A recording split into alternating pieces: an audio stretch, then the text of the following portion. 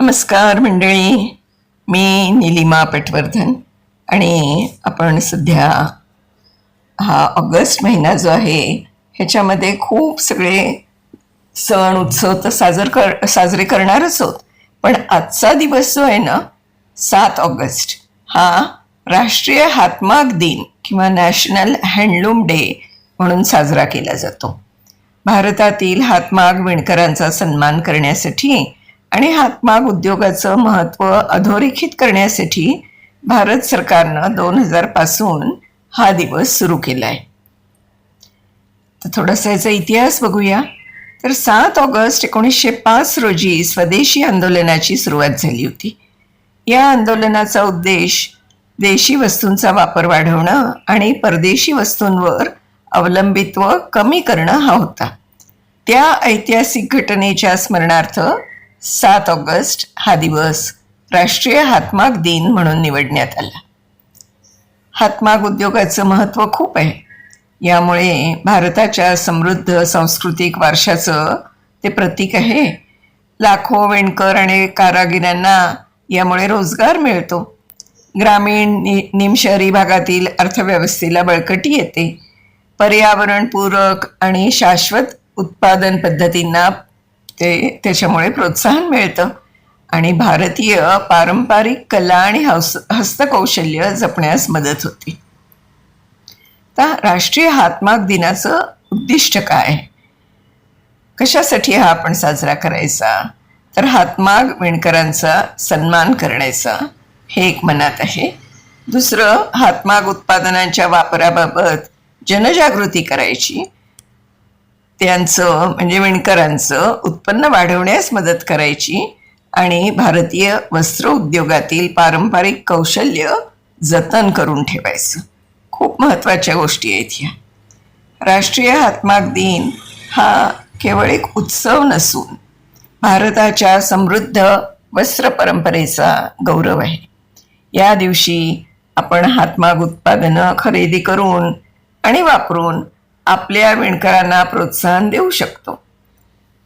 आता हातमाग उत्पादनं आपण खरेदी करणं जरा कठीण आहे, पण आपण विणकरांना त्यांनी विणलेल्या गोष्टी त्यांच्याकडनं घेऊन आपण प्रोत्साहन तर नक्कीच देऊ शकतो ना.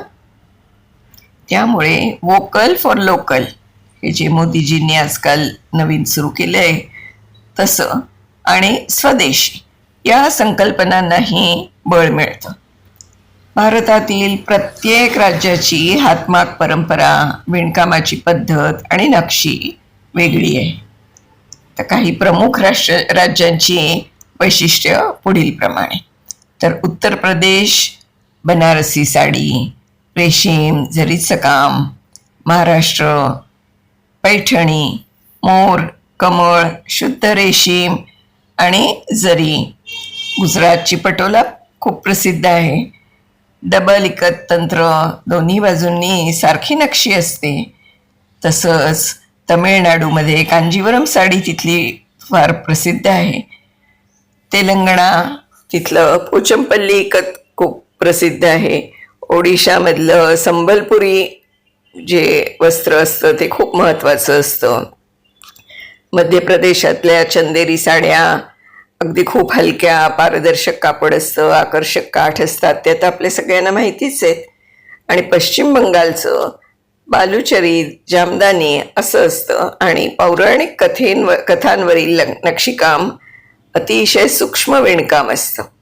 आसाममधली मुगा सिल्क, कर्नाटकची इरकल साडी, राजस्थानचं कोटा डोरिया, आंध्र प्रदेशचं मंगलगिरी, जे खूप प्रत्येक आपल्या महाराष्ट्रातल्या, देशातल्या, भारतातल्या प्रत्येक राज्याचं काहीतरी वैशिष्ट्य आहे. भारताच्या सांस्कृतिक वारशाचं जतन तर ह्यामुळे होतंच. लाखो विणकरांना रोजगार उपलब्ध होतात. वोकल फॉर लोकल आणि स्वदेशी उत्पादनांना बळकटी मिळते. पण भारतातील हातमाग परंपरा ही विविधतेत एकता याचं सुंदर उदाहरण आहे. आपण वरती बघितलं ना की सगळे म्हणजे प्रत्येक राज्याचं काहीतरी वैशिष्ट्य आहे आणि एकासारखं दुसरं नाही आहे. पहा, महाराष्ट्रातली पैठणी वेगळी आणि गुजरातची पटोला वेगळी, संबलपुरी वेगळी, कर्नाटकची किंवा बंगालचं काही जे कॉटनच्या साड्या किंवा धोतर पंचे असतात ते वेगळे, प्रत्येक ठिकाणचं काहीतरी वेगळी वैशिष्ट्य असतं.